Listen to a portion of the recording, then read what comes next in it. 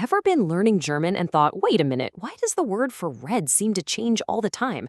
Well, you're definitely not alone. It's a classic stumbling block for learners, and in this explainer, we are going to crack that code together. So what is the deal? How can one single color word have so many different looks in German? I know, it seems kind of confusing at first, but trust me, there's a surprisingly simple logic hiding in there. Okay, look at this. This slide gets right to the heart of the problem. On the left, the dress is red is das Kleid ist rot. Nice and simple. The word is rot. But then, look to the right. For the red dress, all of a sudden, rot is now rote. Same color, totally different ending. So what gives? All right, before we totally unravel that mystery, let's just take one quick step back and get our foundation solid. We're going to start with the absolute basics, the main colors you'll find in the German palette. So let's meet the team. We've got Rot, Blau, Gelb, Grün, Schwarz, Weiß, Braun, and Grau. These are your essential players, the core colors you're going to see absolutely everywhere.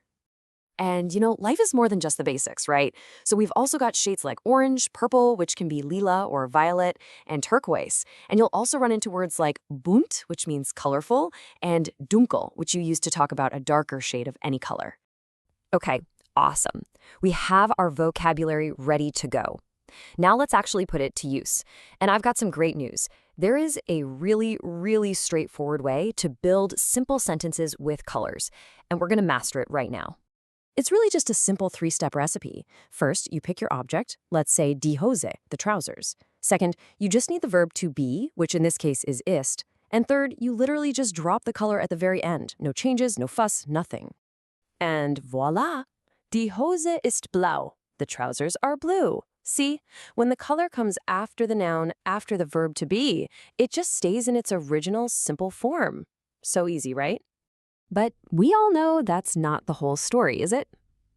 Now we get to the really important part. This is the secret sauce. I like to call it the chameleon rule.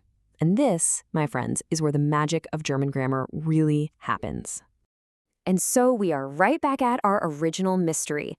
We've mastered the easy way, but what happens when we flip that sentence around? What happens when that color word comes before the noun it's describing? Here is the key. And honestly, once this clicks, everything else will fall into place. I want you to start thinking of these German color words as if they were little chameleons. And what's the one thing we know chameleons do best? They blend in, and that's the rule. That's all it is. When a German color word comes before a noun, it changes its ending, you can think of it as its tail, so that it can blend in perfectly with the gender and case of that noun. It's just trying to fit into its grammatical surroundings. Let's actually see this in action. For the masculine noun rock or skirt, grün adds an E to become grüne. For the feminine Hose, the trousers, blau also gets an E. For the neuter Kleid, or dress, same story. Rot becomes rote. And even for the plural Schuhe, the shoes, Schwarz adapts by adding in. You see, it's changing every single time, depending on the noun it's with. It's not random at all, it's just blending in. Okay, so we've cracked the grammar rule. That's cool. But this isn't just some abstract thing you find in a textbook. Let's take a look at how this whole chameleon effect plays out in the real world, in German culture. Just take national flags, for instance. The German flag is a Schwarz-Rot-Gold, black, red, gold. See how the colors are just in their basic forms here? Same for the Austrian flag, Rot and Weiß, red and white. Again, simple forms. The colors here are part of the national identity.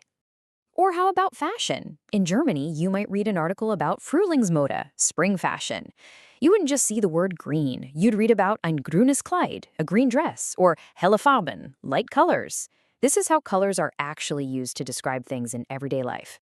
So here's the bottom line. If you take just one thing away today, let it be this idea. When a German color word comes before a noun, it's not trying to make your life difficult. It's just adapting.